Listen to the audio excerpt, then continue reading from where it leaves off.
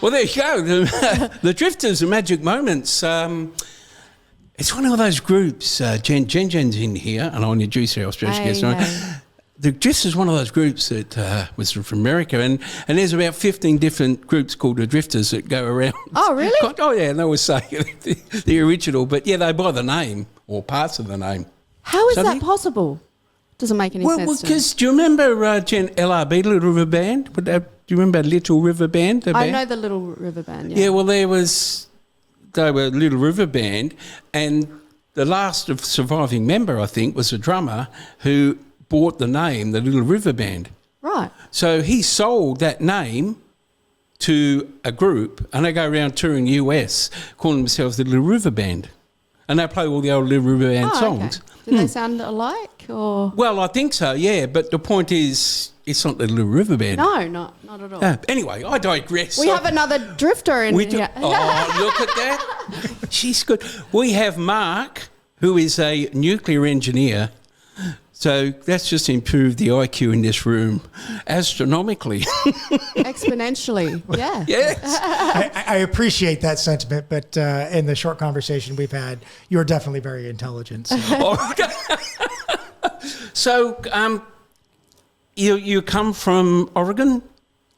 Yeah. So, I'm from the United States. I grew up on the West Coast in Oregon. If anybody has seen the movie Goonies, that's not far from where I grew up. Oh my God! Yeah. Yes. Really? We used to go up to Astoria all the time. So Really? I grew up about 40 minutes from there. But then I've spent most of my adult life living in Virginia, and I actually have a beach house that's in Kill Devil Hills, which is about 2 kilometers north of where the Wright brothers did their first flight. So to give you an idea. Oh, of where I'm wow. at. So yeah. Wow. So. We should ask, does America, like we see on TV, really like the America that, say, you were brought up in, Mark? It depends on the show. Some shows are accurate, some are not so accurate. And the United States has very different cultural identities wherever you're at. So the West Coast is very different than, say, the Southeast, versus, the Midwest versus the Northeast. So Friends does I think a decent job of explaining what life in New York is like as, a young couple in the 90s or young people in the 90s, their late 20s, early 30s.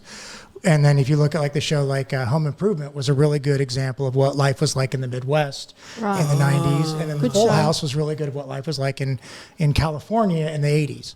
So, you get very different cultural things about the U.S. And Portlandia is very accurate about Portland, Oregon, which is where I was born. So what's it like? If you have to explain the culture there, what would it be like? The best way I think I'd describe it is let's talk about arguing over words, right? So there is the great debate to talk about that sugary beverage that comes in a can that's fizzy. Yeah. In the U.S., depending on where you're at, you either call it soda. Yes, you call it pop, or you call it Coke. So if you're in the South, even if it's not Coke, you go to a diner, yeah, and the waitress asks you what kind of Coke would you like, and you go, I'll take a Pepsi. Really? Yes. Seriously? I'm serious. Yeah, that is a serious thing. Yeah, that's strange. Yeah, it is strange. Do you find that strange? I find that strange. I grew up on the West where we called it. We were a mix between soda and pop. Yeah, and it's also called soda pop too sometimes. So there's. So what do we call it? Fizzy drink, I believe, is what. What do you call it, Nick? Soft drink. Soft drink. I call it cool drink. Oh, do you? Yeah. Yeah. Because it's fizzy, that's a soft drink. But if it's, when you say cool drink, I think it could be something like Gatorade or... Oh, really? Yeah, with no fizz in it. Yeah, wow. I never thought of that. Yeah. So it's... Go on. Odd. What about in the reverse? So thinking about what Americans think about Australia and the perception you guys have. Yeah, that's brilliant. How it differs. So unfortunately, Americans have learned everything about Australia from Crocodile Dundee, Steve Irwin, and Bluey. So those are the things that we learn about. It still stands. It does, yes. The stigma. And what's very entertaining is the amount of my friends, when we're moving out there, be careful of the snakes and the crocodiles and all that. And I'm like, if you homogenize, because the United States and Australia are not that far different in size. Right. And if you homogenize the entire United States, we're pretty terrifying. Yeah, I Because you think have so. freshies and salties. Well, we have the American crocodile and we have the American alligator. Yeah. So we have 2 large crocodilian species. We have 3 species of bears. One of them actively hunts humans. Oh, wow. Really? Yeah, polar bears will actively hunt humans in the Arctic because there's no food up there. Yeah, right. And we also Let's have large cats, and if it's not our predators that are an issue, we have large herbivores that are dangerous too. So my uncle, when he was in Alaska, the town he was in, if you had a small car, you couldn't get certain insurances for your car because there was moose that would walk through. Yeah. And when they had antlers, it would stick its antler under the car and just flip them on their side because it didn't like cars. Yep. So, moose, more people would probably die from moose than a lot of the other animals. So we have as many, if not more dangerous animals in the U.S. You just have a lot more venomous snakes and spiders. Yeah. It's the spiders that I'm hearing Yeah. about that people are terrified about. The spiders. Oh, really? The Americans, yeah.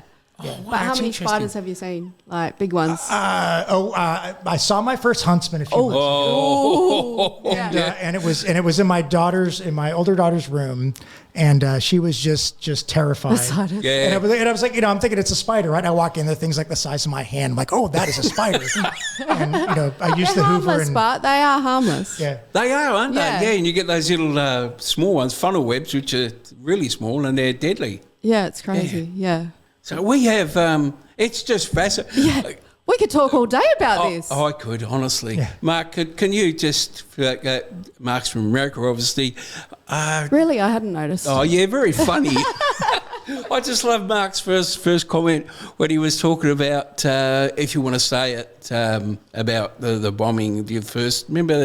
Yeah. I was just trying to explain, what it's like being in Australia versus being in That's the U.S. Right. And the comment I made is that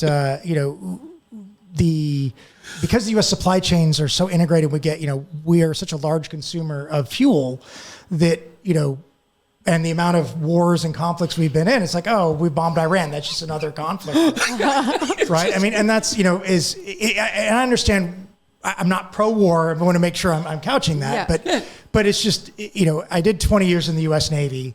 So I've been on aircraft carriers in the Gulf as we're doing strikes on Afghanistan.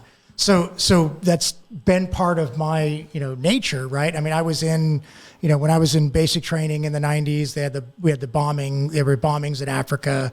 I mean, so it feels like every time I've been, we've been in some conflict. I remember watching, the Operation Iraqi Freedom setup. Actually did a year tour in the Middle East, carrying a rifle in support of it. So I don't want to say war is part of our culture, but it is kind of part of our culture to some degree.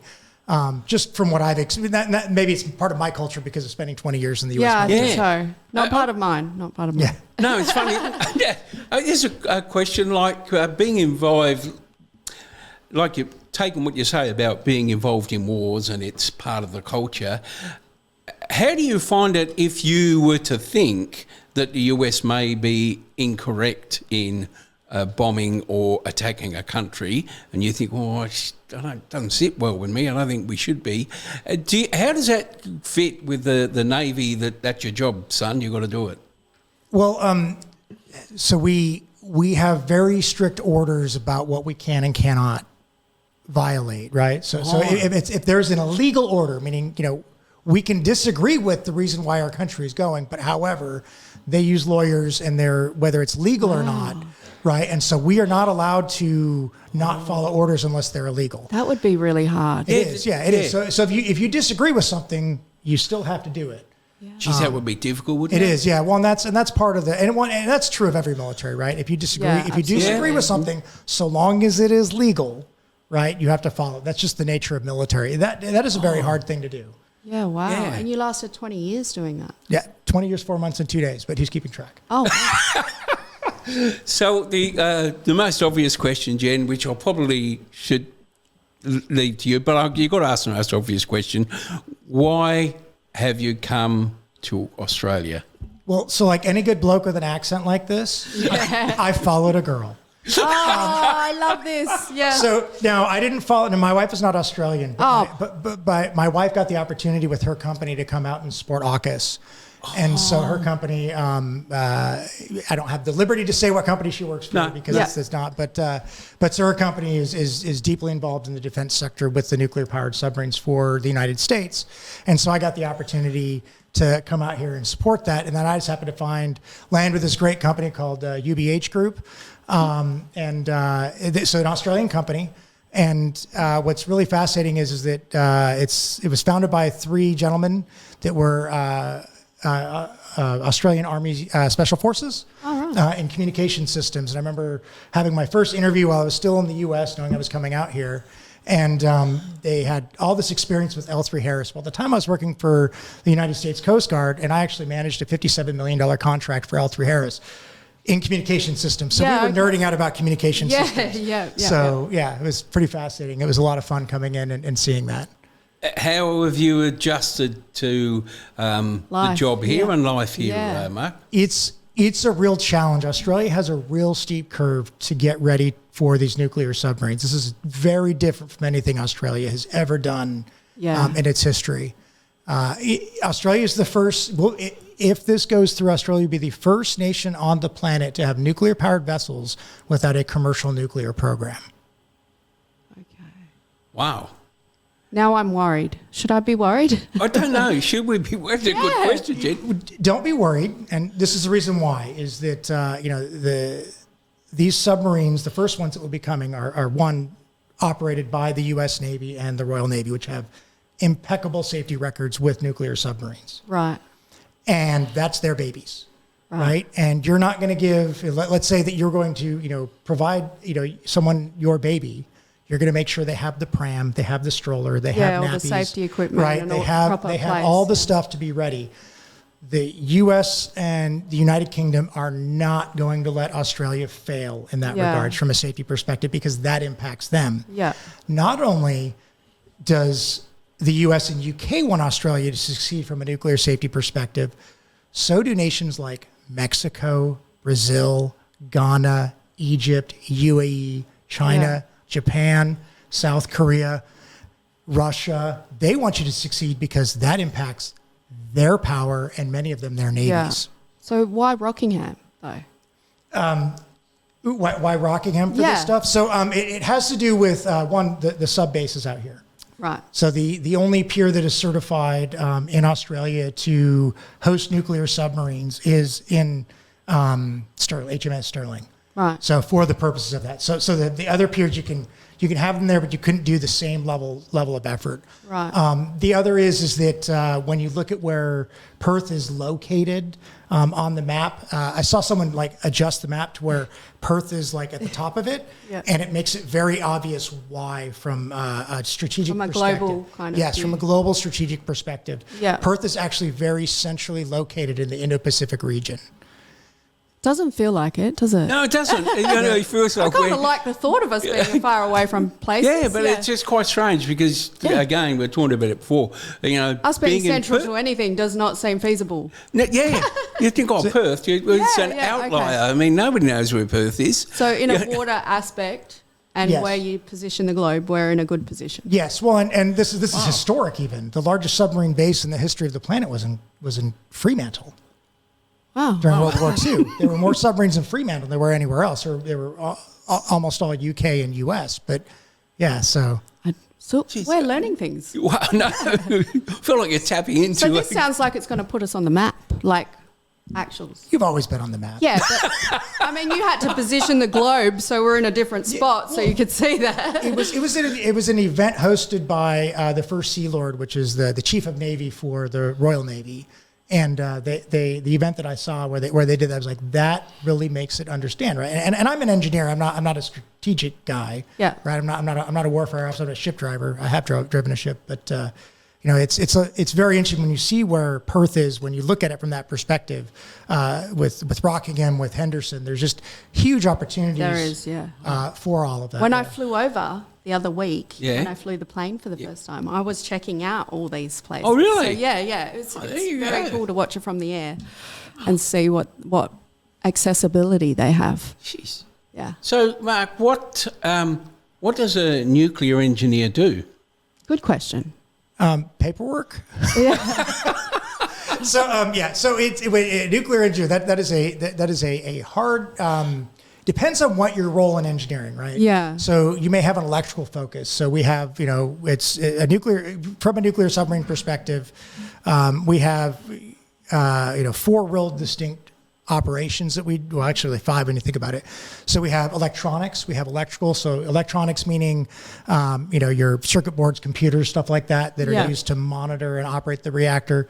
We have electrical equipment where we make the power for the ship, operate pumps and motors and things like that. So heavy electrical equipment. Yeah. Then you have the mechanical equipment, right? So as a nuclear engineer, I'm really good at boiling water.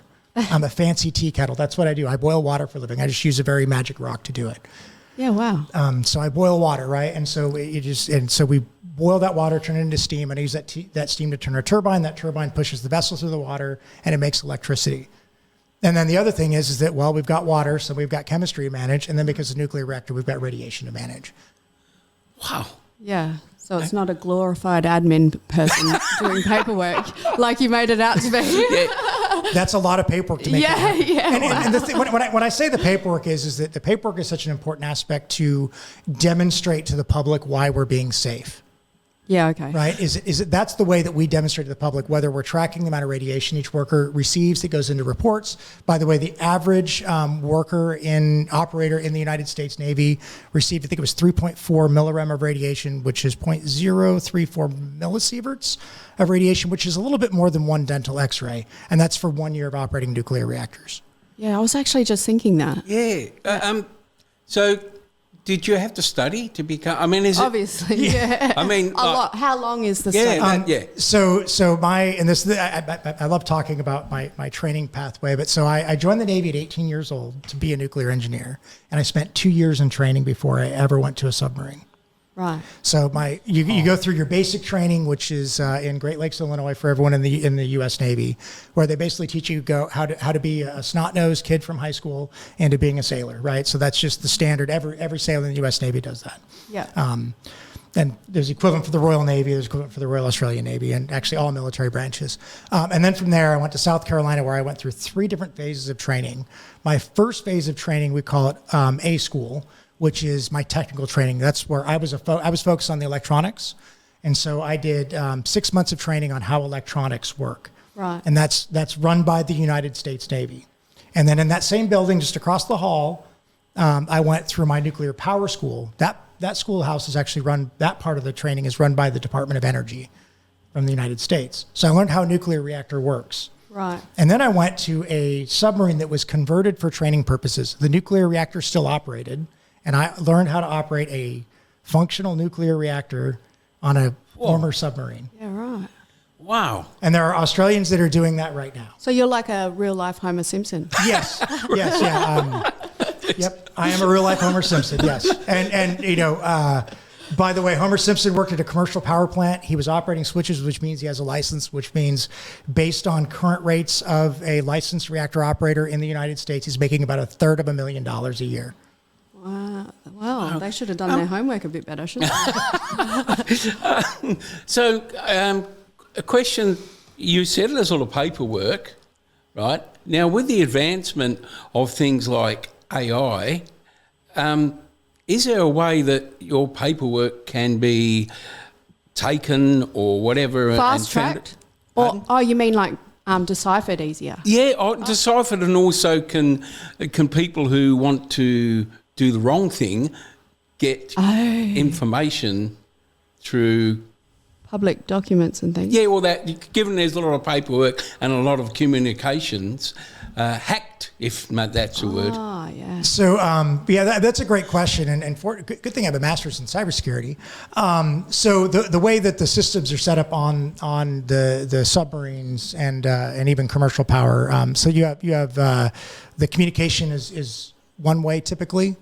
So you have areas that are isolated to where you can't actually send information through firewalls, or you can't go into firewalls and prevent hacking. And what's really interesting about the commercial industry is that there's 94 operating reactors in the United States. I would guess 90 of them, there's not a virus that could infect them, because there's not enough computer hardware space for the virus to be stored on it, because they're using 1980s technology.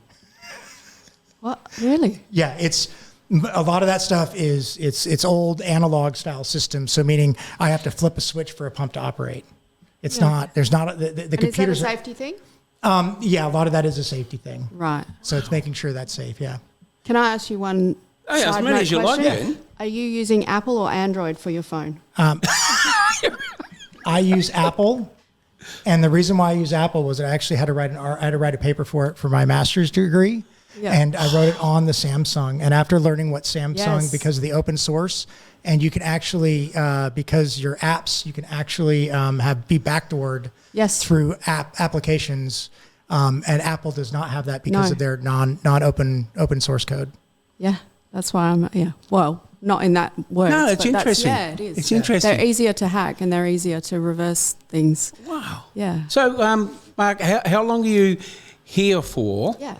So the visas that we got are 4-year visas, but we're hoping to get at least one extension to get my 13-year-old daughter through high school.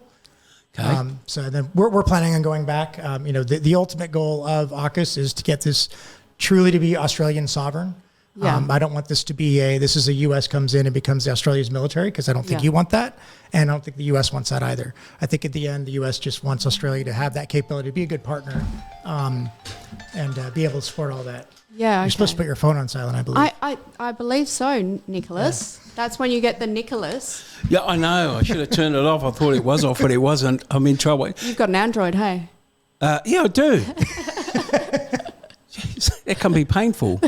Oh, that's hemorrhoid. Sorry. Anyway. Same to me. I'm an Apple user. That's a real pain in the ass. Oh, look out. Boom, boom. Yeah. Yeah. So you make a really great radio host, by the way. Thank you. I appreciate that. I got a face for radio. Don't we all? So, just so many questions so there's a great, and I don't know whether this is what your opinion is on this. There's a great, in Australia, a great anti-nuclear. They don't want nuclear power, as in, like where they're all for renewable. I'm not saying it's right or wrong, all for renewables and this, that, the other. And people say, you realise that nuclear is the way to go, and a lot of countries are, in fact, nuclear. What do you think about that? So I'm not going to give an opinion on whether Australia should go nuclear or not. No, fine. Too late. So right now there are 460 plus nuclear reactors operating around the world for power generation. That does not include the 150 or so nuclear powered vessels that are out there. Right. So there's 460 operating nuclear reactors producing about 10% of the world's electricity. There are plans for an additional 700 right now. And there are over 60 that are currently under construction right now. And that's the interesting thing, Jen, like we were talking about, how sometimes I think that we're very insular in this country. Yeah. And where people get the information from, I don't know. But that's why it's interesting, like Mark says, how many they've got and how many they're planning. Then you think we're not in that, at the moment, in that ballpark at all. And what's really funny to me is that I kind of refer to this as like an energy gold rush. And you know what's better to do than to mine the gold in a gold rush? Is to sell the shovel. Do you know who has all the constituents to sell the shovel in a nuclear aspect? Australia. You have the world's largest uranium reserves, and everywhere you find uranium, you find zirconium, which is the other key element needed to make nuclear fuel. Oh, wow. But you can't do that because of the 1998 ban. Wow. Okay. Yeah. So how is that going to change? Well, so there was this little act that came out and it went into assent. So the Governor General signed it the day that I landed in Perth on 24 October 2024, called the Australian Naval Nuclear Power Safety Act. And it amended the Australian Radiation Protection and Nuclear Safety Act of 1998 to allow the construction of nuclear reactors for submarines. Yeah. So it just takes a little law to amend it. Right, okay. It's amazing, isn't it? It is. Yeah. So Mark, it's just so many questions. But so what would your typical day involve? Oh, that is a really hard question. Good one, though. So So I don't really have, I wouldn't say I really have a typical day, because a lot of it is, it's advocacy. It's going out and talking. It's doing things like this radio interview. It's going like yesterday, I was did a briefing with Department of Home Affairs. I briefed a senator the other day, Senator Whitten from out in East Perth. I'll go, like later on today, I'm going to go to an infrastructure conference or a luncheon. So it's really there's no set day. Standard. Everything changes every day. I gotta get tomorrow. I'm gonna get prepped for a presentation I've got to do next week for our nuclear safety management program within my company. So every day is just kind of different. So who organises this? Like you say, like this afternoon, you've got to go to a conference. Though, who organises that in your organisation? So I have connections with people that let me know about it, and I pick up the phone and I say, "Hey, I'm going to go to this," and they go, "Okay." So you volunteer for all these? Yeah. Oh, right. Yeah. So a lot of it is being somewhat of that public facing, promoting the brand. I work. Mark Schneider from UBH Group, part of Sovereign Capability Group. This is what we're doing. I have a training that I delivered. We call it our AUKUS Nuclear Social License class training to teach people how a nuclear reactor operates. It's a 1-day course. That we present. We're looking at I've done it to companies, and now I'm looking to actually do it where people can sign up and attend. But it's basically designed so that people can sound like a nuclear engineer. We need to do that. I'm if you couldn't tell, I like humor. So it's brilliant. It's a bunch of lessons. I didn't notice. Use a lot of humor. I make fun of being an American in it a lot. That's really good, because we like to do that too. Yeah. Not make fun of Americans. No. I do. So I open up each of my lessons with a humorous video, and then I end with an entertaining but educational video. And I'll use one. So there's one from the U.S. Department of Energy. Yeah. That I like to refer to as if you let a 6-year-old design a test program with Hot Wheels. So the nuclear fuel in the United States, when it is consumed, it's highly radioactive, and we have to move it around the country. And so we built these containers and we tested them. And if you actually look up spent fuel container testing, you'll find these on YouTube. Yeah. And they literally are taking these containers and they're running them, they're setting them on fire, they're dropping them from different angles, they're running them over with trains. See, that sounds like fun. Right? I could get in on that. And this is why I say 6-year-olds is that they put them on the bed of a truck and they put rockets on the truck so it drives faster than it could ever drive and smash it into a wall. Right? See? That Yeah. sounds So what the crazy thing is, you see these containers, right? And this train is completely crumpled and demolished. There's like a little dent in the container. Yeah, wow. Little tiny dent. Yeah. So understanding that from a safety perspective, we put a lot of effort in as an industry to make sure that we are keeping people safe. Safe, yeah. Right. So. And is that people's main concern, is safety, or are they just scared of the word nuclear? I think That's a people good are scared of the word nuclear. If they I do understood, how safe the industry is and how they have learned from their mistakes, it would probably blow their minds. Yeah. So in the U.S., the Operational Safety and Health Agency, which is OSHA, which is kind of our like workforce health safety program, Yeah. they evaluate every industry in the United States from a safety perspective. Right. Nuclear is number 7 as the most safe. Oh, really? Things that are safer than it are data entry, accountants. Things that are more dangerous, working in a grocery store. Right? I would agree with that. Yeah. Jeez. What do you find, Mark? Because both Jen and I would say lay people, as in we don't know a lot what would you say the biggest, the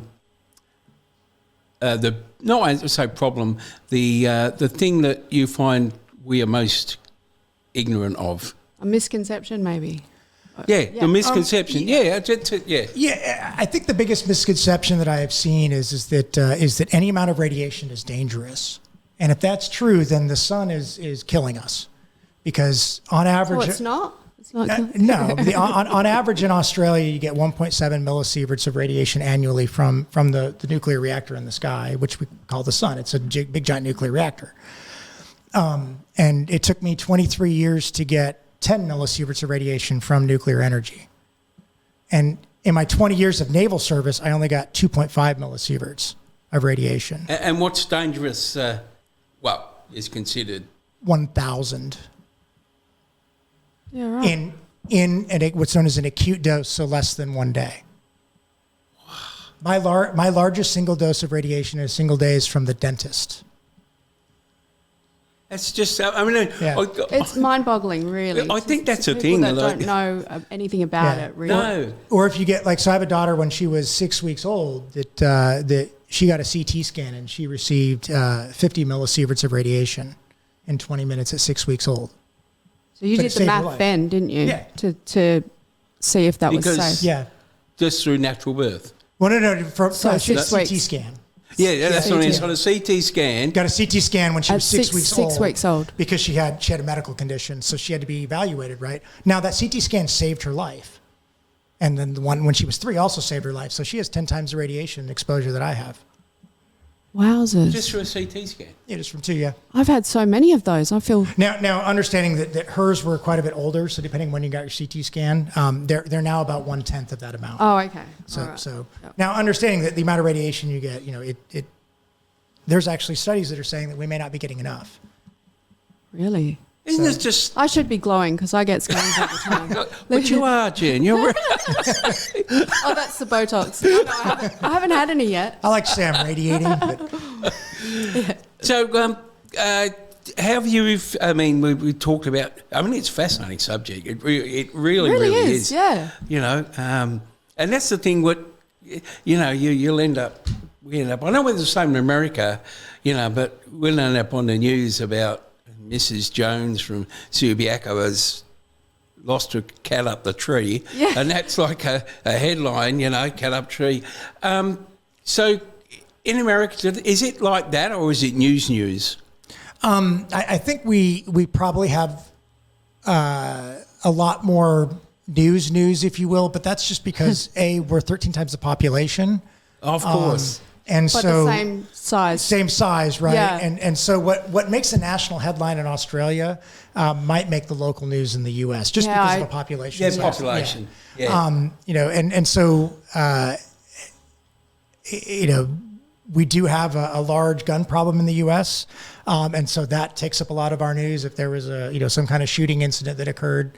So and I'm not saying just school shootings, right? There are you have the amount of homicides. It's scary. That's what we all think about before thinking of traveling to the US. But there's more homicides in the U.S. that actually occur with knives than guns.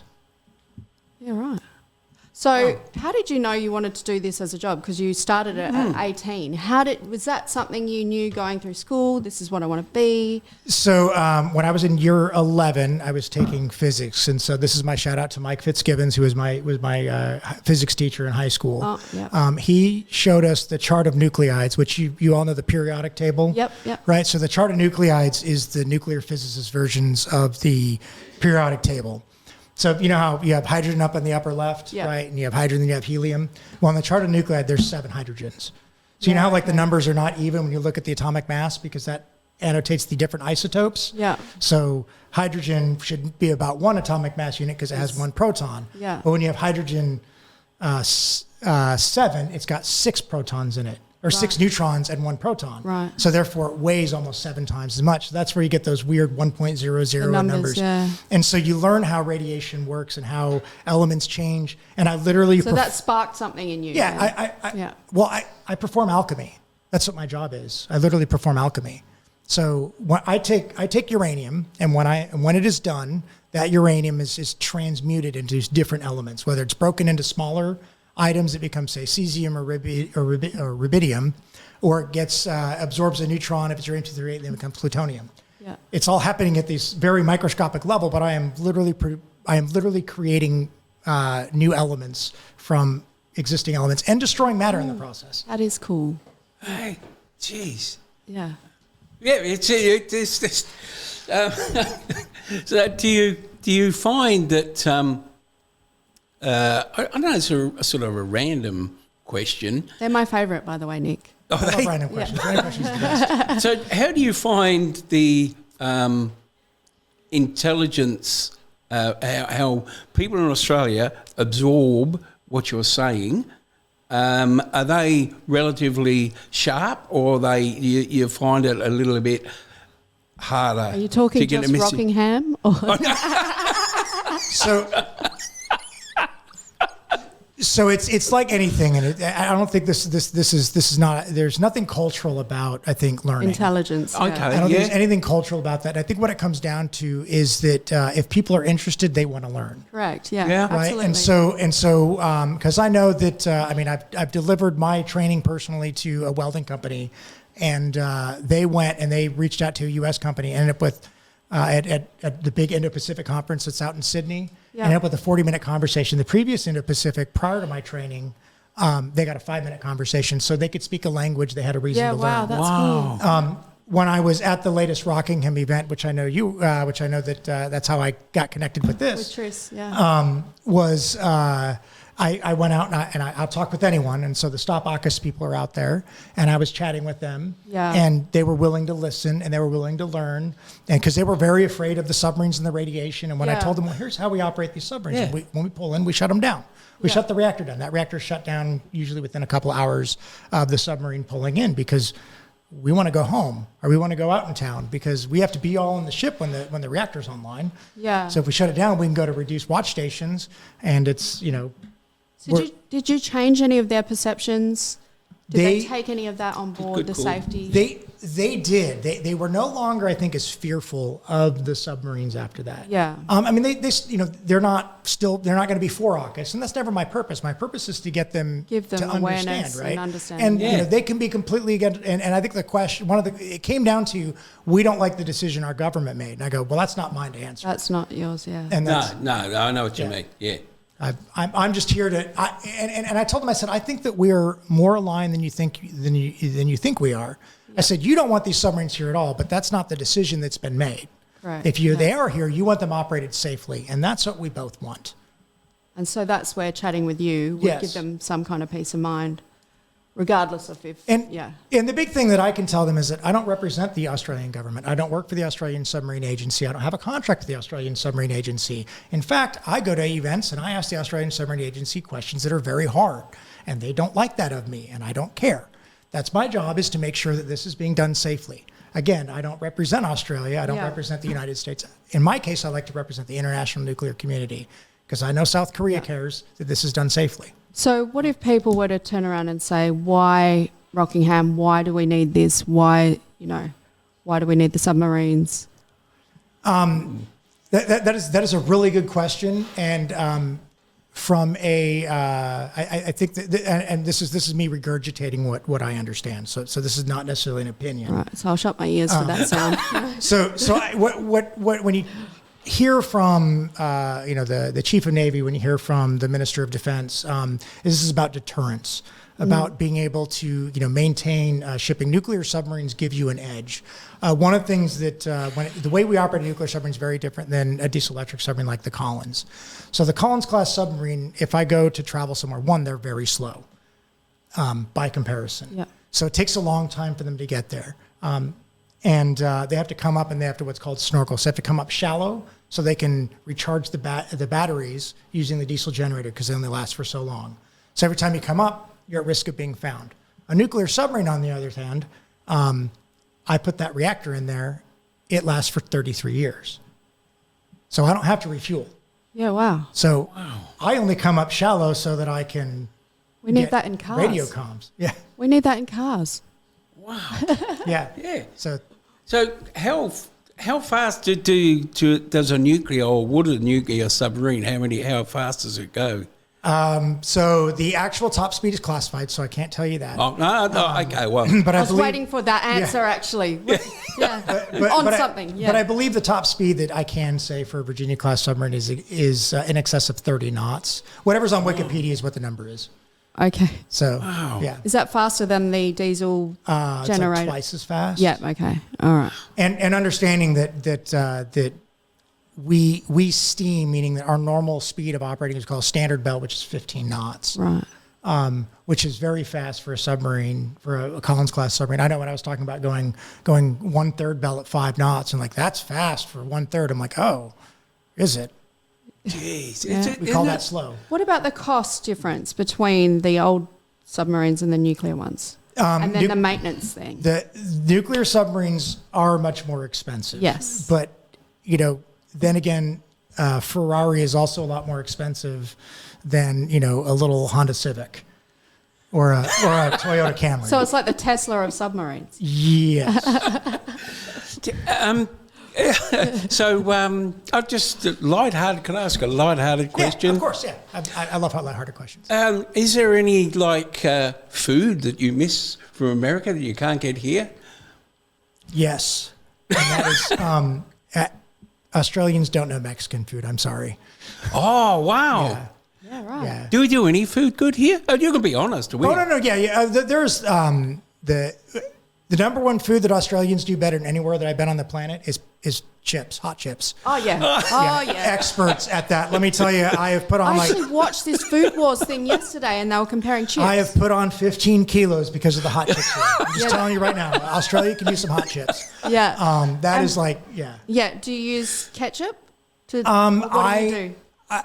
I actually have started to like the garlic aioli. Oh. Which is that's not, Americans are more of a ketchup. Yeah. Or actually what's also become really popular is ranch. That's another thing I really miss, but we get it smuggled in, if you will. We bring it in our luggage, but ranch, a specific type American of ranch. Oh yeah. Oh yep. Yeah. And the mayonnaise here is a little more sweet compared to the U.S. Okay. The what? Sorry. The mayonnaise is a little more sweet. The French use mayonnaise for their chips. Did you know that? Who did? The French use Do mayonnaise they? to dip their chips That's in. a weird way to say Canadian, by the way. Yeah. It's strange because, when I've heard people come to America, they go, I'm just saying that with food, they say, oh, I don't like American cheese, it's too sweet. Oh, really? Yeah, it's sweeter than what we have here. I don't know. Yeah, well, and that's one thing I will say is that there are lots of things I do prefer here. The bread, one is that I had to learn early on, you got to put that stuff in the fridge or it molds real fast. Because in America, ours is just basically fluffy preservesatives. Yeah. Wow. So yeah, ours will last for weeks just sitting out on the counter. Really? Yeah. That's crazy. Yeah. It's funny, isn't it? Because there's so many outside of what Mark. There's so many things about America that when you read and like, oh wow, does it take? This is a stupid question, Mark. So because you run on 110 watts, is it there the electricity? Oh yeah, 110 volt. Yeah. So does it take? Stupid question. Would it take longer to boil a kettle in America than it would here? Yes, it does. Does it really? Yeah, it takes longer. That wasn't a stupid question because I learned something. Because we had an electric kettle. Now, it's not like, even though it's we're 120 or 110 versus 240 or 240 here. It's not actually double because we run at a little higher frequency. Oh. So we run at 60 hertz. You run at 50 hertz here. Okay. Does it hurt the same when you get electrocuted? 220 hertz, a lot worse.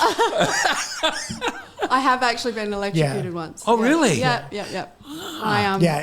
My partner was rewiring a ceiling fan and left the switch off. Oh, no. Didn't tell me. I got burnt my finger. That explains a lot, though, doesn't it? Well, it hasn't affected your brain, though, Jen. That's a good thing. So, what? So no, we don't know that yet. I'm going to use that. I tell you what, I hope they're paying you in American dollars, not Australian. So now I'm getting paid in Australian dollars, but dear. So what about when you do go out to say, get dinner and stuff? What's the cost difference, and do you still tip people over here in Australia? I was told do not tip because we don't want that here, so I don't. Okay. I actually enjoy it. I enjoy not tipping. Yeah. Because that's a lot of pressure, hey? It is, yes. Percentages and, Yeah. So there was one time we went to an Indian restaurant that's not far from where we live. It's just a couple blocks away.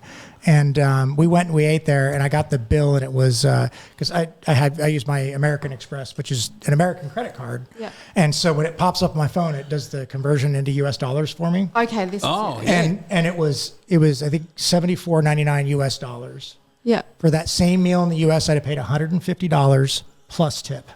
What? Double. Wow. Plus tip.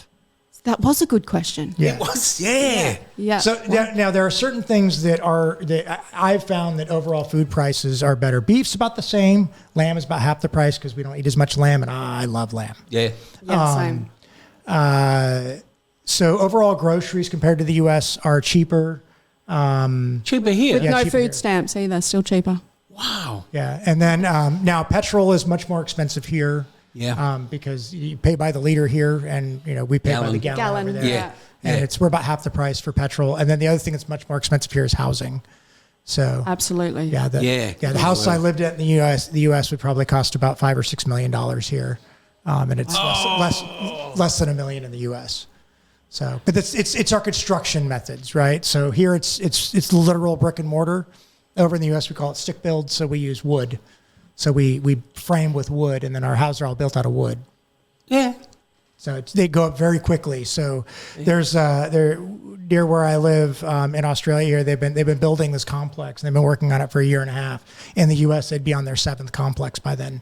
So we can build our housing much faster. It doesn't mean our housing's cheap, but as will withstand like cyclones and stuff, wouldn't it? Yeah. So if they're, it's been absolutely fascinating talking to you, Very Mark. cool, yeah. If there's one thing that somebody says, oh, Mark, there's one thing that you think would help people like Jen and I who don't know a lot, what would it be? Like, there's one thing you say, I'd like to explain these to these people to make them understand better. That's a good question. And that's a really hard one. You got him, Nick. Yeah, you did get me. No. I mean, that's a hard question. And part of it, I would ask, what book would you recommend? I said, I don't know, because the books that I learned out of literally had confidential written on the top and bottom of every page because they were classified. The material's not classified, but that's where I learned it from, was these books that used numbers for the U.S. Navy that were classified. The physics of it works the same everywhere. But because we use specific numbers and things that talk about our temperatures and pressures and enrichments and things like that, our books, that one number is classified, so therefore the whole book's classified, right? So I didn't grab a general physics study book. There are some good stuff, but the other thing is it gets really complex quickly, right? So and that's the part that's hard now. So trying to break down things into simple discussions, right? Yeah. What about leaving one message that could sum up why you're doing what you're doing? Is that easier? Yeah. So the reason why I'm doing what I'm doing is one, I'm very passionate about this, and I want people to understand that this technology is like any other technology. There is danger with every technology, but you got to manage those risks, right? Fire, we use it in our cars, right? But we have houses that burn down. We don't want houses to burn down. That's never acceptable. In the nuclear industry, we try to manage that to where we never, ever have a problem. Yeah. And that's the big thing to take away is that we recognize there is a risk. With every technology, there comes risks. We want to make sure that those risks are managed to the best of our abilities. And I'll use this as an example. In the wind industry in the United States, if someone falls off of the wind turbine because they didn't have their safety harness on, we're going to blame the individual. At a nuclear power station, if you're working up high and you fall off, we're going to blame the system, and we're going to prosecute. We're going to figure out why that person wasn't wearing their safety harness, why they failed in their briefing, and we're going to figure out why that fatality occurred, and then we're going to share it with the entire industry. Yeah. We don't blame individuals; we blame systems to make sure that we don't have recurrence. Because if we can get the safety things right, then we can prevent things like Fukushima and Chernobyl. Yeah. It's interesting, isn't it? Cool. Yeah. Because on the other side, on the flip side, there's so many things that you think people wouldn't do that. Like, do not touch this fence because you'll get electrocuted. And some people touch the fence. So that, you know what you mean? When Probably you say would be me, by the way. So no matter how many safeguards, there's always... Yeah. There was going to be that human element. Yeah, and that's the big thing is in my industry, in the nuclear industry, is that we try to evaluate those human elements and then put things in place. So you'd put another fence in front of that fence so they can't even have the option to... Well, you would. You are correct, yes. We would do that. I see what you mean. Yeah. It's quite interesting, that double-sided thing sometimes. You think absolutely. So, do you have any more questions, Jen, to Mark? I did have another question just about the schooling with your daughter. Oh, yeah. Yeah. So I'm just wondering, obviously you want to keep her in school, but she would have come from American primary school, is that right? Yeah. So how does she like the difference? She loves the uniforms. I mean, she doesn't love the uniforms, but she loves having a uniform. Okay. Because with the uniform, you know what you have to wear every day. Oh, yeah. And for a teenage girl, that's a lot of pressure. Yes. Yeah. You don't have to meet with the societal pressures of what to select to wear. It's just the kicks they have to worry about. Hey, having the nice shoes. Yeah. So she enjoys that. I think she enjoys, because she's in high school now. Yeah. She enjoys the fact that, she's in year 8, which in year 8 would be in middle school. So you're not in high school yet. Oh, really? So we have 3 grades in school for the most part in the U.S. We have primary school, middle school, and then high school. So middle school is year 6 to year 8 typically. Oh, really? Okay. Yeah. Yeah, wow. I didn't know that. Neither did I. Oh. Yeah. So she enjoys being in a high school, and then she really also enjoys, I think, being in an all-girls school. So because we got her in an all-girls school, and Okay. she really enjoys that. Yeah. And so, Go on. oh, does she already have her career path picked out, and is it something similar to you? I think she does, but it is not. She wants to be a nurse. Oh, okay. So because she had all the medical issues, she's fallen in love with the medical system. Oh, you were saying, yeah. Yeah, earlier okay. on. And then my youngest daughter wants to be a gymnast. So Oh, okay. yeah, she's a cool. little competitive gymnast. So she spends more time on her hands and on her feet. Because Jeez. Yeah. And is your partner, wife, enjoying Australia? she loves Australia. So yeah, she absolutely loves it. She's enjoyed. She's lived internationally before, so she enjoys living internationally. So. And on the scale of places that she's lived, does she enjoy this one more than anywhere else? Or? So the only other place she's lived is Japan, and I think that she really enjoyed Japan. Okay. I'm not saying that. The food. The food, and we joke that Japan was built for nuclear trained people because they're a very orderly society. Yeah. Everything's very organized. So that's one of the things that, it's like everyone in Japan acts like you're nuclear We trained. just wing everything over Yeah, there. exactly. Yeah, that's, I know I do. Yeah. It's been just a couple more random questions. Sport? Do you miss your American football? I'm not a super big sports fan. I was going to guess that. Yeah. But what I think is interesting, I've never been to a U.S. NFL game, but I've been to several footy games. Here? Yes, and it was awesome to watch the Dockers absolutely crush the Eagles last week. Oh, you did. You went to the Derby, yeah. Yeah, so that was a lot of fun to watch. So I've seen a few AFL games, and I've been to a rugby union game as well. Oh, wow. So what made you get into the sports side if you weren't over there? Good question. So people have invited me to games. Oh, okay. So it's just become one of those things. The networking thing? Yeah, well, networking Socialising. thing. It's so much more accessible. Right, Yeah. because I can take the train into Perth here. It's a 3-hour drive to the nearest football stadium for me in the US. What? Yeah, right. Wow.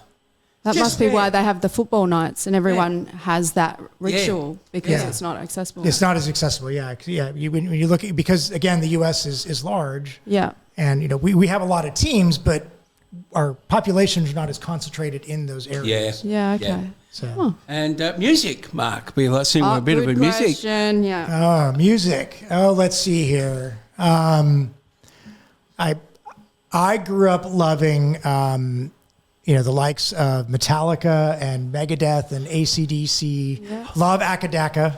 Love Very surprising. Yeah. Little Black Sabbath, little Ozzy, right? So I'll put you down as an Eagles man. As in, Eagles are okay, but if I Bit pick too between Eagles mellow. and Zeppelin, Bit too it's mellow. definitely Zeppelin. So there you go. Very cool. Yeah. Yeah. Yeah. Any more questions, Jen, for Mark? No, yeah. Yeah. And Mark, if you're here for another long while. Yeah. Would we be able to have you back on the program again? yeah, absolutely. I'd love to. Because Bring some more jokes because we'll be ready this time. we'll be ready this time. I've got a good mate of mine who went around the world. He was into cyber security and all that sort of thing, and he's very interested in the Navy and this, that, the other. So I might tap his head to ask Not a few literally questions. though, right? No, not literally. Well, he works in cybersecurity. He's probably got that implant in the back of his head like Keanu Reeves and Johnny Mnemonic. Yeah. The Matrix. Or the Matrix, yeah. Yeah. Those, Yeah, no, he's just a highly intelligent man. Why don't you use some of what you've learned today and blow his mind? Do you think because you know don't why, think Jen? you can? No, because he'd come back with a question. I go, I don't know the answer to that. So I'd get sort of caught up. I'm a big enough idiot anyway. So you can leave us with a joke if you like, Mark. Please, and make it Aussie specific. Yeah. Am I okay to tell my Kiwi joke that I told Of earlier? course you are. Absolutely. Of course Please you are. do so. Here we go, guys. So I told this joke before we went on air. So the Kiwis are actually a very entrepreneurial group of people. And in the 1800s, they figured out that they could use a sheep's intestine as a condom. And being entrepreneurial, they decided to sell that technology to Australia. And the Australians said, we're going to prove upon this. And they removed it from the sheep. Okay, thanks very much. you. It was absolutely fascinating, It was, Mark. yeah. You're obviously Very cool. a highly intelligent man, gave us a lot of information, and you're a lot of fun too. Yeah, that's what we like around here, don't we? It is, yeah. Yeah. So if you're open, if you can leave your details with us, I'd love to have you back. Yeah. If happy you to. would come. Yeah, To come love back. to. Cool. Okay. Thank you so much. Yeah, thanks.